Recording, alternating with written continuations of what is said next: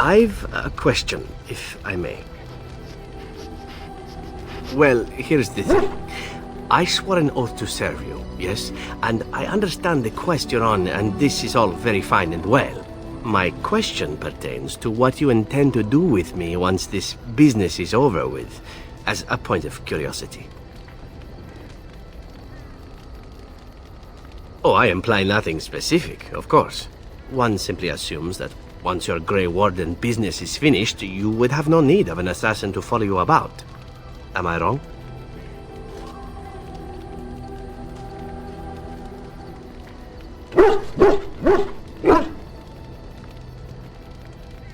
Could I? And what if I didn't wish to leave?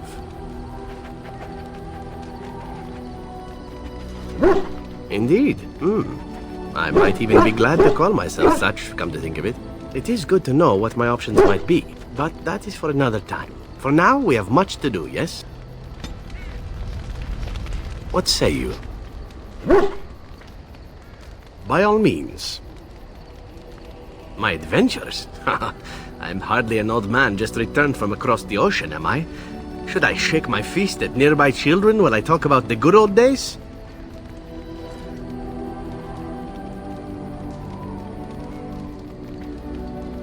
Oh, well, if a racist crack like that doesn't cajole me into telling a tale, then nothing will. Let's see, my second mission ever for the Crows was a bit intriguing. I was sent to kill a mage who had been meddling in politics. Well, it was just the one mage. Not as simple a mission as the vagrant Grey Warden or two, perhaps. As it turned out, the mage in question was quite a delightful young woman. Long, divine legs, as I recall. I caught her in a carriage on her way to escape to the provinces. After I killed her guard, she got down on her hands and knees and begged for her life. Rather aptly, I might add. So I joined her in the carriage for the night and left the next morning. Well, yes, twice, actually. Then she decided to try and use me instead. The woman had actually convinced me to speak to the Crows on her behalf. What can I say? I was young and foolish at the time.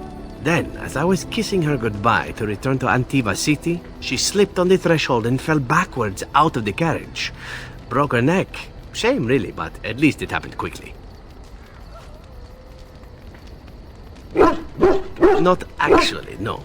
I was a bit unimpressed by the development at first. Then I found out that she had told the driver to take her to Janellen instead. She had planned to lose me in the provinces. I would have looked very foolish to the Crows. As it was, my master was very impressed that I had done such a fine job of making it look like an accident. The Circle of Magi was unaware of foul play, and everyone was happier all around.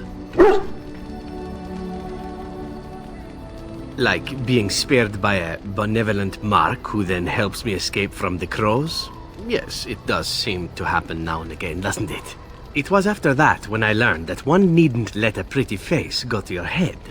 Professionalism was key. That's my moral of the day, you see. And one that not everyone learns, I'm sad to say. But that's enough tale spinning from me for the moment. Talking about the mage has made me a bit nostalgic, I'm afraid. Ah, the good old days.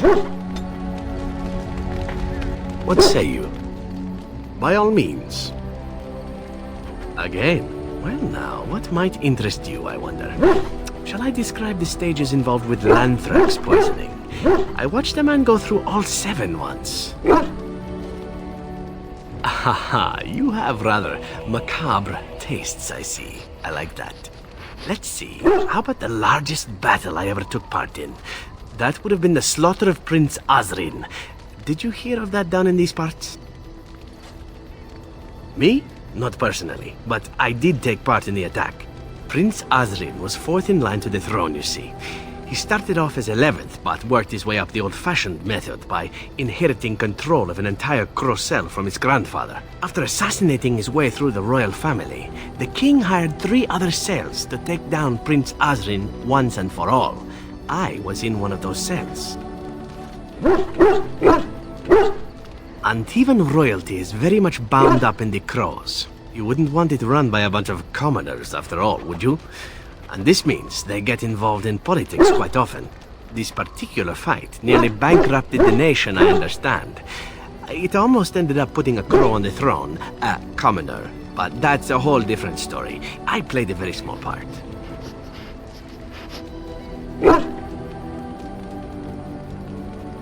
My part in the entire battle was taken up trying to reach Princess Verina, who had thrown in with her brother.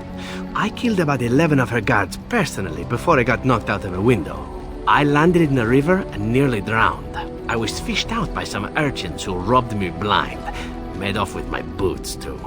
At least they didn't cut my throat. And that was my part in history.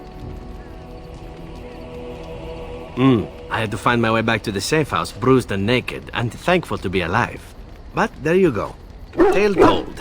Let's be off before I tell more embarrassing stories, huh? What say you? By all means. Well, the only one that's really worth telling is the story of the mission right before I came to Ferelden. But no, I would rather not. I shouldn't have said anything. Nothing that I would prefer to speak of. Perhaps another day, I'm sorry. What say you? By all means. What say you? Again?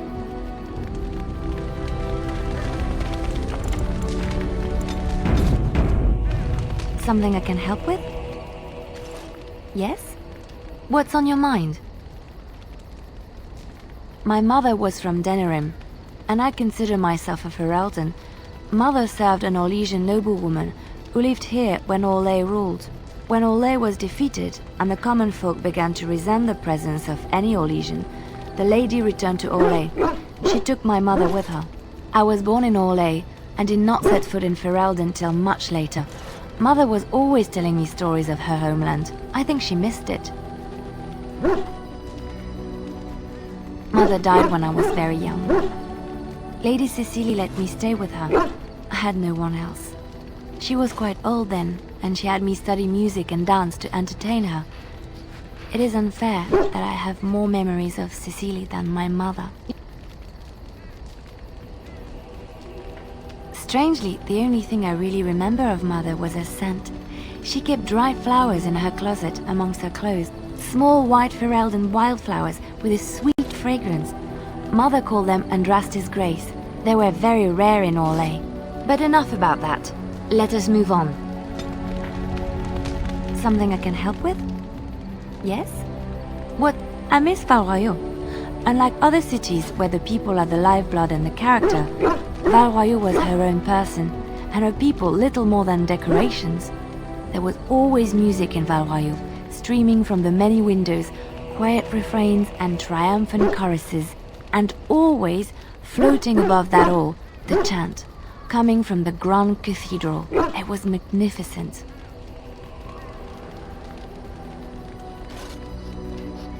If you get the chance, you should see it, at least Val Royeaux. Of course there are good things and bad things about Orlais, like anywhere else.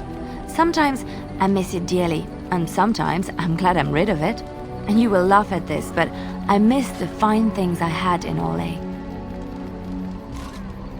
Dresses, fine dresses and furs, and shoes of course. One can't mingle with nobility with bad shoes, you see. Orlais is very fashionable, almost ridiculously so. But the shoes! Living with those ridiculous trends was worth it for the shoes. Well, they're shoes. They're pretty. Some of them anyway. When I left Orlais, the fashion was shoes with delicate tapered heels and embellishments in the front.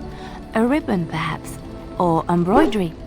In soft colors, of course. It was spring.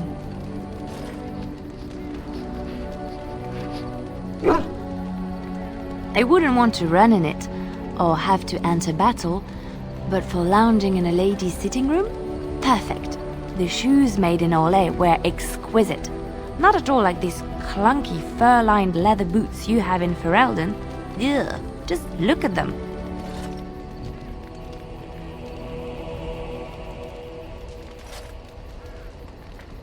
They're sturdy shoes, but sometimes a girl just wants to have pretty feet. Oh, I could talk about shoes all day, but we have things to do, don't we? Something I can help with? Yes? What's on your mind? Where did you hear this? And did you not think that this could be historical fact and no longer true? Not all minstrels are spies. Most are just singers and storytellers, but some of them are what we call bards. Bards are minstrels and more. Spies, as you say. Some say there is a bard order, but I don't think this is true. Many bards work alone or in small groups, doing the bidding of a patron who pays for their services. If there is an organization behind it all, no one knows who they are.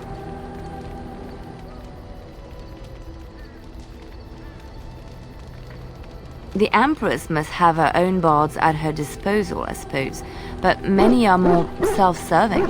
In Orlais, there is much rivalry amongst the highborn. They fight over land, influence, and the favor of the Empress.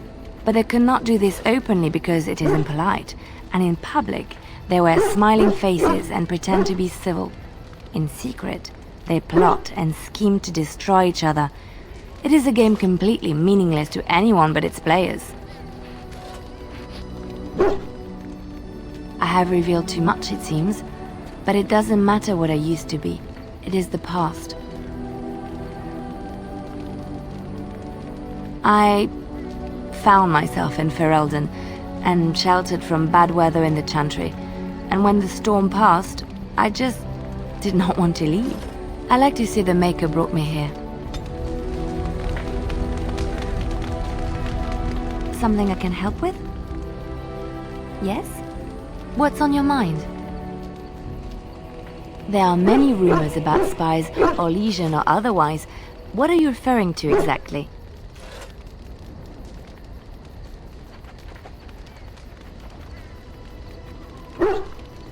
Oh, I see what you're getting at. Honestly? Yes. Why shouldn't I? Violence is not the only solution. People respond eagerly to others who they believe understand them. They seek approval, friendship, sometimes love. This can be exploited.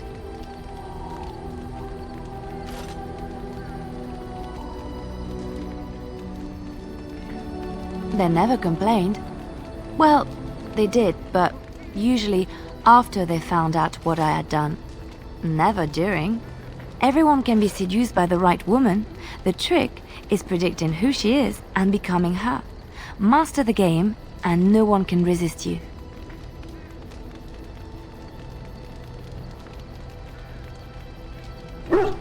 That is what they all say. I suppose we will never know, will we? I'm certainly not going to test you.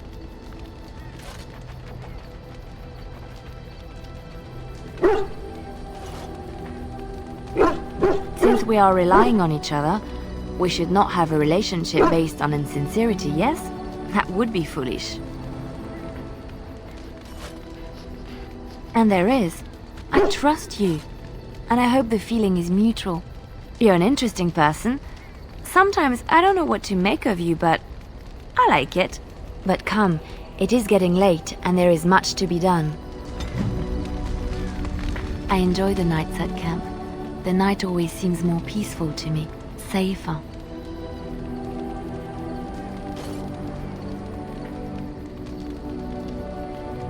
I feel the night grants us a reprieve from the troubles of the day. Silly, isn't it? The darkspawn never sleep, and they lurk in the shadows.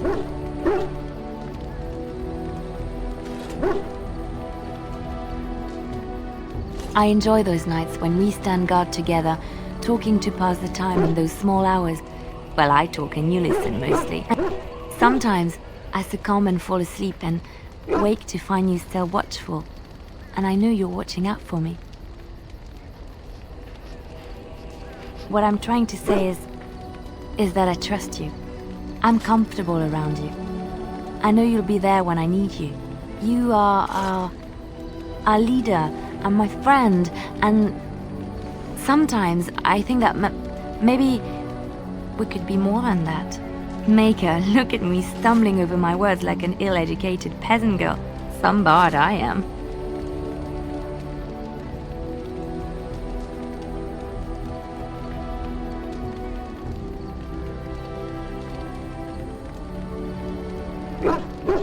Really? No one told me. You felt the same way and didn't do me the courtesy of informing me? You made me say all those things. Why couldn't you have said them first?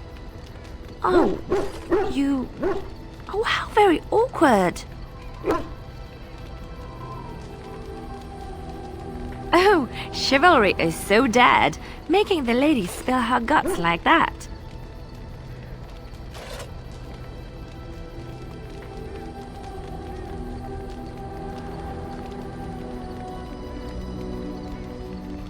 Yes, I am fond of you and I care about you.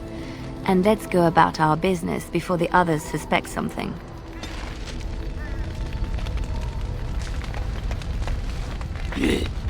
I got a moment, sure. What the sod is there to know? You get mad, you fly into battle, and things die. It's pretty simple. The hard part is getting in touch with your rage. We all learn to hold that back. It's why we don't kill every duster who looks at us sideways. You need to shut that off. For some people, being in battle is enough. But others have to think about something. Violence, monsters, nobles, your wife, whatever. Especially my wife. Well, for most berserkers it does. Several years ago, I worked with a berserker on one expedition. Just couldn't work himself up. We had to kick him in the stones before he could get going. Why not? When you fight, you get mad. By the stone, it's a sodding tactic to enrage your enemy so he makes a mistake, right? Berserkers grab that anger and drink it like it's yesterday's ale. Then we turn it against our foes and watch the limbs fly. Well, for most berserkers it does. Several years ago, I worked with a berserker on one expedition. Just couldn't work himself up. We had to kick him in the stones before he could get going. All right then. I got a moment, sure. What about? All right.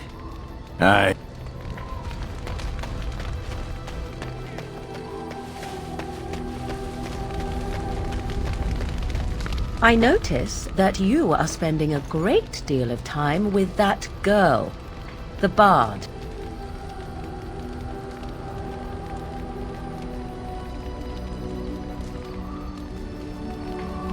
Oh, I'm not opposed to the girl.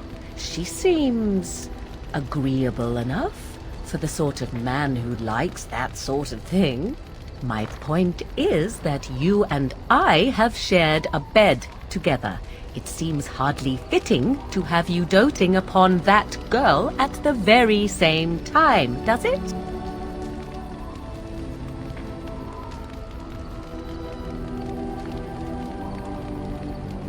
And yet the evidence speaks to the contrary. If you feel nothing for the girl, your actions say otherwise. The crux of the matter is this. I do not share. If you wish to pursue that girl, that means you do not wish to pursue me. 'Tis all the same to me. I will not be where I am not valued. I simply wish to know where I stand.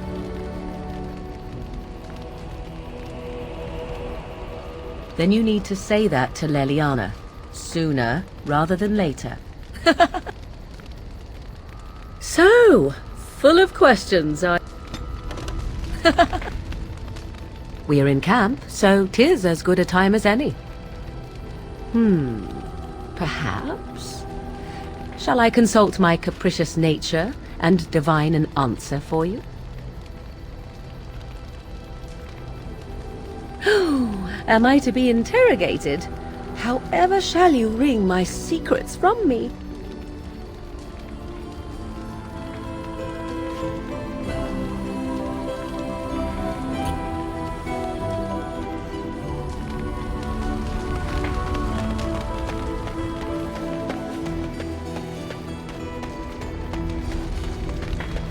I know what you're going to say, and I'm just going to spare you the trouble. You've chosen, haven't you? I had a feeling this would happen. I suppose I hope you are happy together. This is getting a little awkward, and I think I'm going to excuse myself now.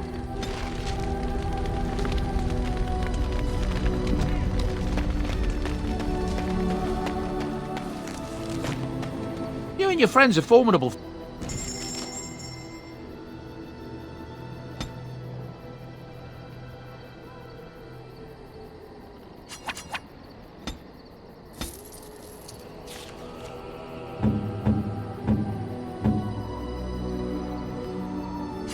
Why, thank you so much. Why, thank you so much.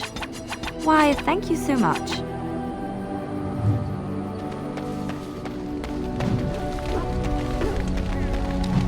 Something I can help with? I don't think you have the correct aptitude. I could give you some pointers, though. You may be able to pass them on to someone you know. Let's just go over there, away from the others. For safety, yes? I expect there shall be daggers flying about willy-nilly for a time. Something I can help with? Yes? What's on? Something I can help with?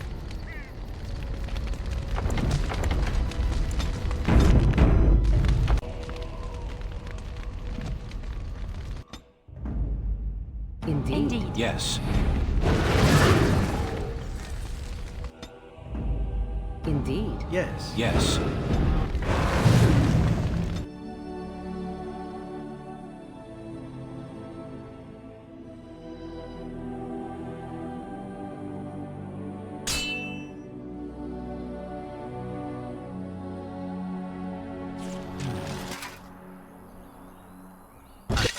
You like Darkspawn, hey?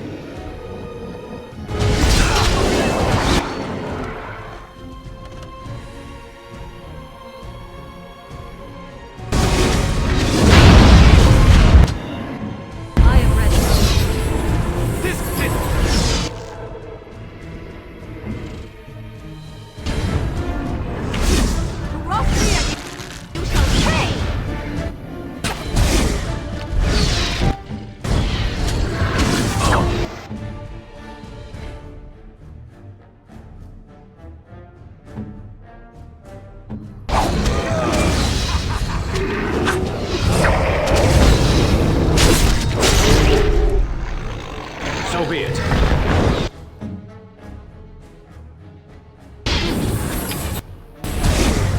This really gets the blood pumping. As you like.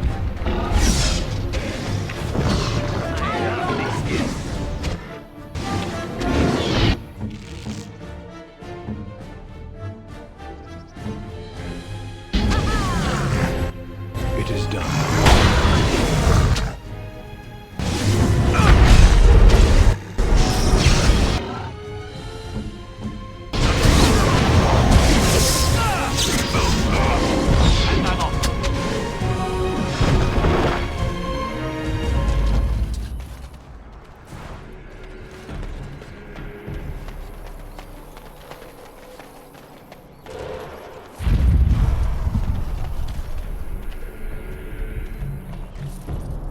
Orzammar has heard your call.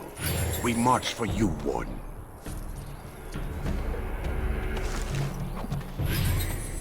Huh. And I'm off.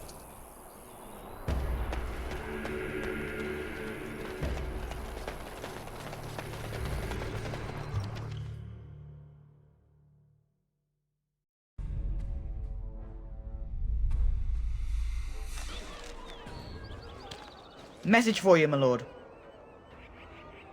More things to deliver. Goodbye.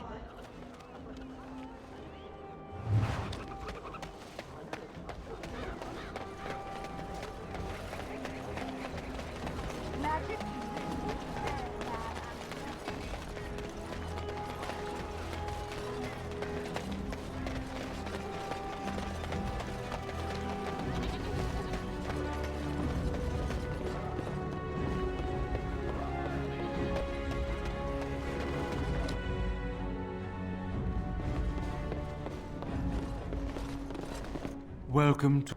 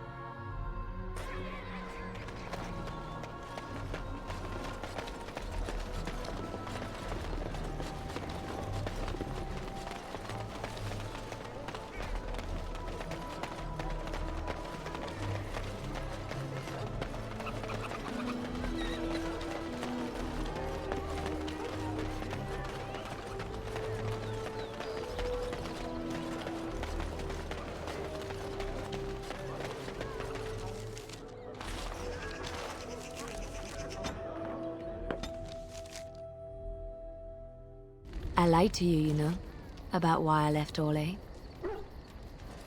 I didn't feel like talking about it then, what happened to me.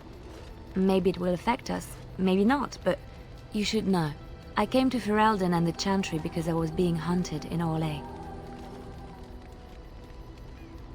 I was framed, betrayed by someone I thought I knew and could trust. Marjolaine. She was my mentor and friend. She taught me the bardic arts, how to enchant with words and song, to carry myself like a highborn lady, to blend in as a servant. The skills I learned, I used to serve her, my bard master, because I loved her, and because I enjoyed what I did.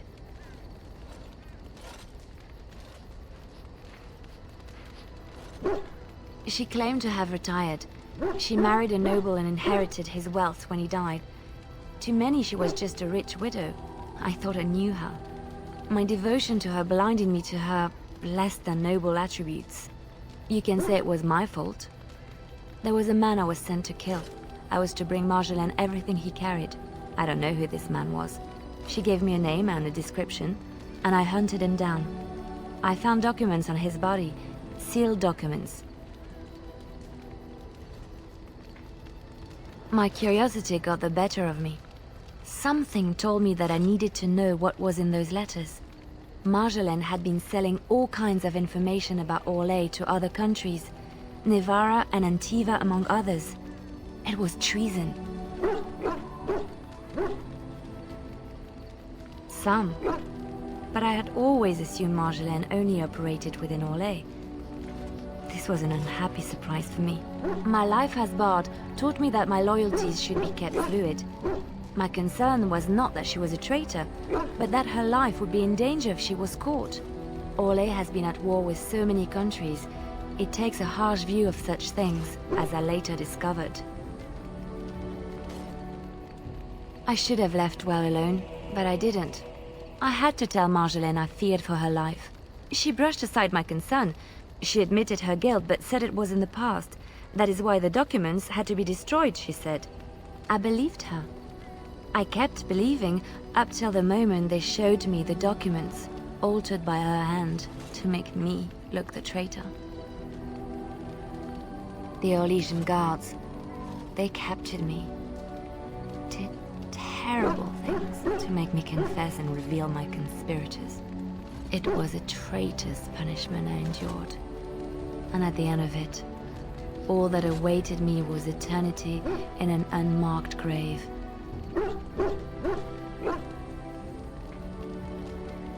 No. Survival was my only concern at the time. The skills Marjolaine taught me were good for something at least. I broke free when I saw the opportunity. I did not seek Marjolaine out. If she thought I was coming for her, she would have me caught again. I was tempted to confront her. I was furious, betrayed. But what could I do against her? And so I fled to Ferelden, to the Chantry and the Maker. Ferelden protected my person, and the Maker saved my soul. And that is the reason I am here. The real reason. No more lies between us, at least in this.